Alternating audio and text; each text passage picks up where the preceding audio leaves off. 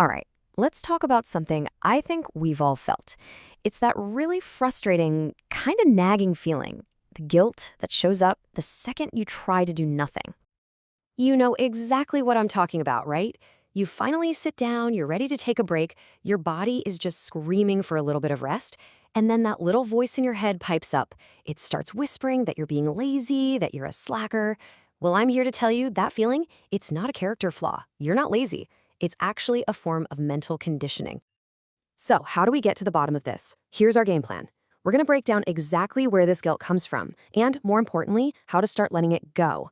We'll cover why it's not your fault, a weird little trick your brain is playing on you, the whole cultural pressure thing, a big problem with our identity, and finally, we'll finish with 3 truths that can really set you free. Okay, first things first, and this is a big one. Feeling guilty for resting is a conditioned response. It is not, I repeat, not a personal failing. You weren't born feeling this way. You were actually taught to. Think about it. From the time we're kids, we just absorb these powerful, unspoken rules from, society, school, even our families. We learn to connect our work with our value as a human being. We see that being busy gets you respect, it gets you admiration. And the flip side of that coin?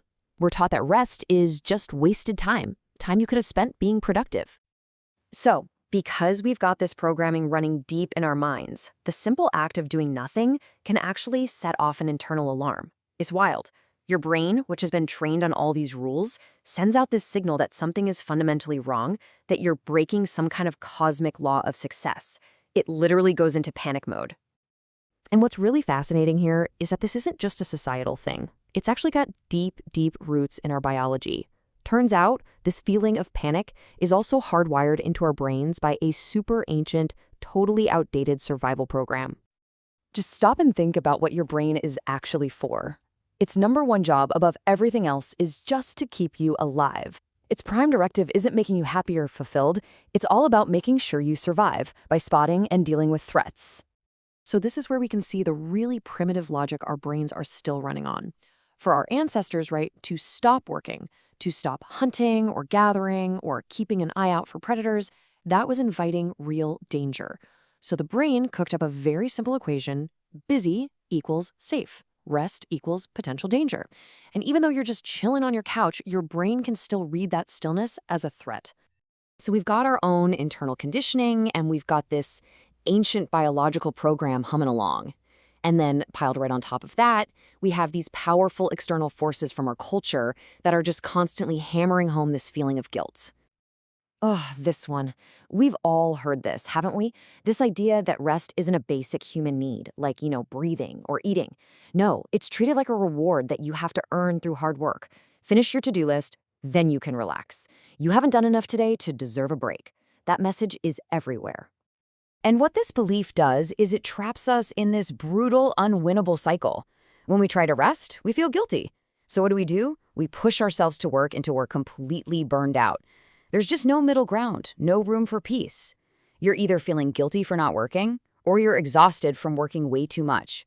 But this isn't just about bad habits or cultural messages. When you get right down to it, productivity guilt is an identity problem. It's all about how we have defined our own self-worth. So many of us, probably without even realizing it, have internalized this deeply flawed equation. We have tied our sense of value as a person directly to our output. So on a good, productive day, we feel worthy. But on a day where we rest or get less done, our self-esteem just tanks. We've completely confused our doing with our being. And this really brings us to a fundamental truth we just have to remember.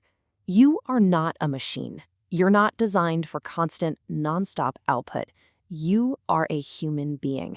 And being human means you have non-negotiable needs. Needs for rest, for pause, for moments of just quiet stillness. Okay, so if our identity is at the heart of this, how in the world do we start to rebuild it on a stronger foundation? Well, it starts by challenging those old beliefs head-on, by adopting 3 simple but profoundly liberating truths. First up, reframe rest. It's not laziness, it's a necessary recharge. Think of it like fuel for your future energy and creativity. A great way to start is to literally schedule a 15-minute do-nothing break into your day, just like it's a meeting. Second, you have to consciously and repeatedly remind yourself that your value as a person has absolutely nothing to do with your daily to-do list. You are inherently valuable, period. Try this. Write that on a sticky note and put it somewhere you'll see it every single day. And third, understand that a calm, rested mind is a better working mind. The next time you feel totally overwhelmed, just try taking 3 deep breaths. It proves that even a tiny moment of stillness can create more clarity than hours of stressed out work. So I'll leave you with this question to carry with you. The next time you sit down to do nothing, and that old, familiar feeling of guilt starts bubbling up, just pause, take a breath, and ask yourself this one simple question. Am I actually being lazy, or am I just being human? The answer, I think, might just set you free.